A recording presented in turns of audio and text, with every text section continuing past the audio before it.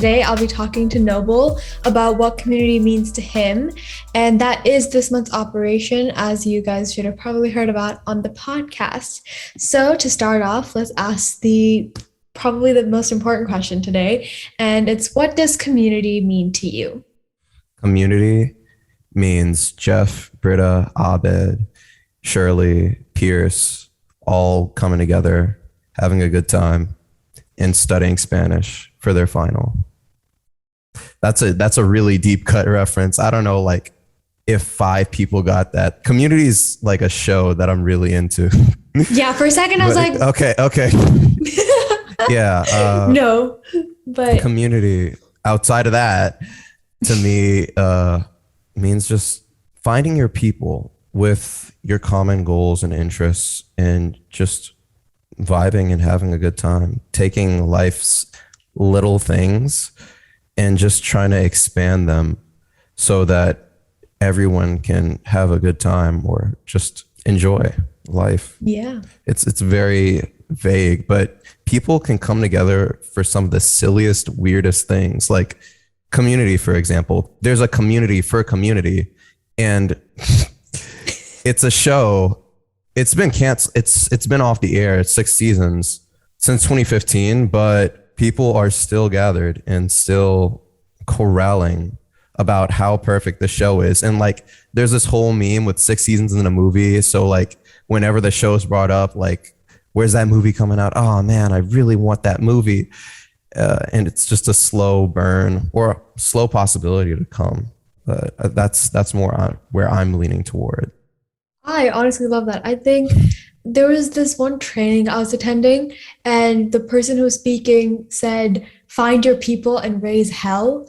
And I was like, yeah, that's it. That's exactly what I want to do.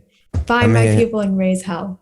You're not going to be doing much of anything like without making some kind of change or a difference. Like, exactly. Raise the roof, make yourself known, you know? Yeah, that's what we're here for. Who in your life has inspired you to create community?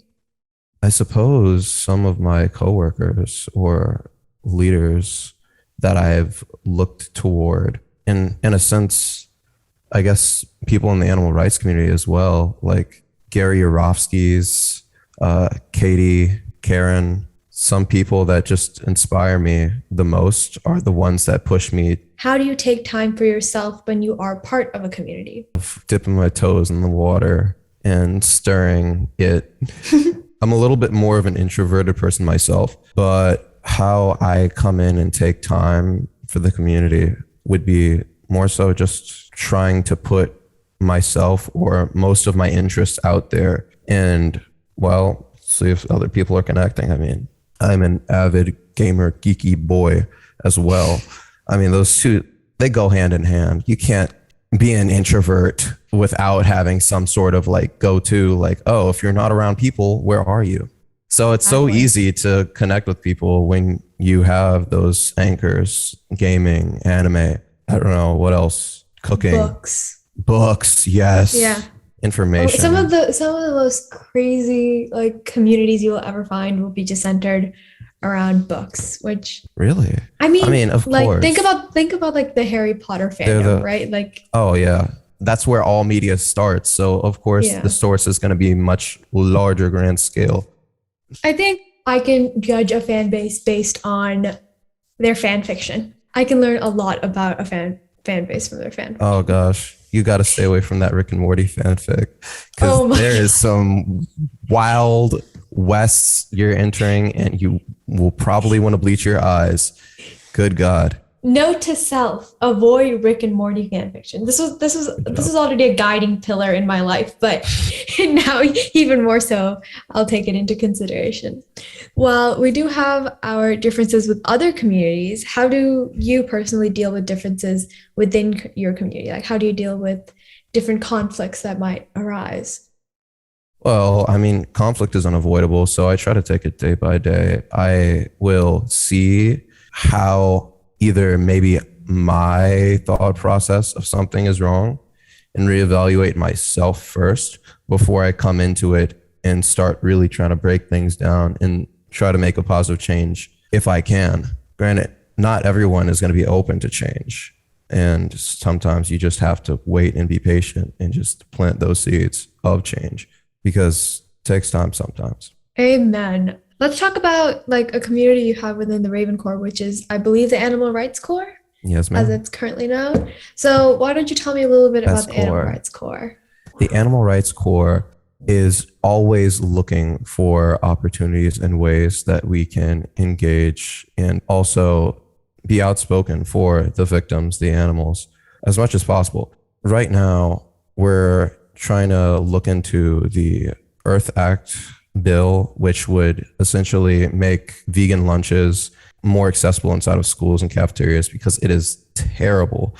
The amount of options that people have if they want just, plant-based alternative to what they already have.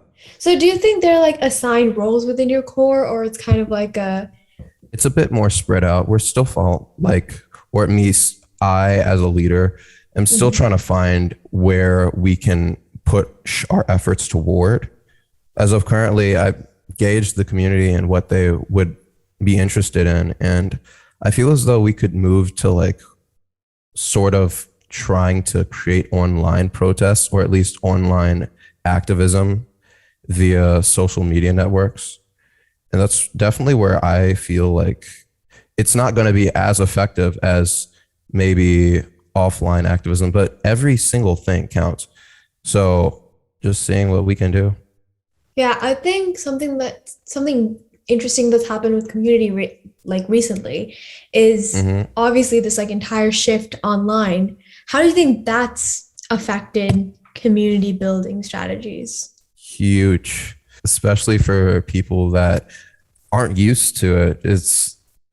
Sure, the Gen Zers are going to have a bit of more of an advantage seeing that they are already like hooked up. Every single connection, social media is just here for us. Really, it's just more so getting our specific information that we want to be seen, to be heard out there, and also finding the best avenues because, maybe not making posts or at least just one post would be enough.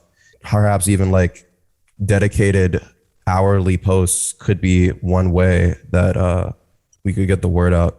There's just so many different ways and like it's a whole new world and It honestly is it's so messy. Pre-COVID, I didn't even have Discord. Like Oh, that wow. wasn't a thing. Yeah. And now like at least 50% of my activism just like revolves around that. Purely Yeah. because like people have started organizing again. But I think this like shift online, I think it's here to stay for a while. Absolutely. It's here to Yeah. stay forever. Yeah. Uh, Whether for the good or the bad, once we're here, there really isn't much going back. you got to keep climbing forward because honestly, the ladder doesn't end. Life goes on, Yeah, exactly. which is also why this is amazingly important that we start right now to make sure that the building blocks are here for the people that are coming after us. There's so much Honestly. work to be done. I hate Exactly. it, but I struggle for this like myself, but I think it's like so easy to look at all the stuff that needs to be done, and then you're kind of like, oh God, what's the get bogged point? down. Yeah. Yeah. It can be really easy to slip into that nihilistic mindset. But when you actually focus on what's important and you just take yourself out from yourself and just consider, wow, there's so much more suffering in the world right now. Yeah. Uh, you got to do something. And on top of that, like you can also find strength in numbers. It's very easy to feel alone, but surrounding yourself with the right people and making sure that, you have like constant reminders that, you know what, yeah, there's a lot of stuff that needs to be done, but I have a lot of people that I can, start the work with. So Easily, yeah. might as well start now. Yes, ma'am. Exactly. Yeah. So one of our last questions is, what was some of your first experiences with community? And this could be like any type of community, activism, or just like hobbies in general, or maybe even the Raven Corps. Like, what was your first experience with the Raven Corps? With the Raven Corps, Claire just seemed very bright and friendly and the most like, how do you say, the most me enjoying way. Like you'd No, have to I get know that. me to And really. for everyone watching, Claire is our executive director. So Mhm. that's just for context. But Yeah, and I don't Claire is click such like that with everyone. Yeah. So Claire is amazing. Shout out to Claire if you're watching. We love you. true. Yeah, continue. Just made it a lot easier for me to feel comfortable here. And what about outside of the Raven Core? Ooh, I can look back one of my first cringiest experiences online, being Absolutely. a part of Let's dish the the tea. otaku community, when I was making weird posts and like also just posting anime pictures online, and people like, this was back when Google Plus was actually a thing, so like 2013. There was a community where like, oh, we're otaku central, and like that was my sort of otaku family. I had a lot of fun as like an admin there, and it was more so just everyone having a darn good time, like posting pictures and gifs and just melding with the whole anime community. Unforgettable experience. Some of the best things in life are best enjoyed with other people. Heck yeah. And with like the past 1.5 years of like just solitude, I think a lot of people are ready to find more community. And whether it's through the things you like to share with other people or shameless plug-in, joining the Raven Core, we hope you're able to find community in these extremely difficult and extremely frustrating times. We also hope that you enjoyed the recipe. It will be linked below in the description. And yeah, we'll see you soon. And hopefully this time Anana will be back. But I, Shubhangi, have really enjoyed taking over the YouTube. So thank you all. Yeah. Okay, I'm okay. Oh, hold on. I need to move. Do y'all see me right now?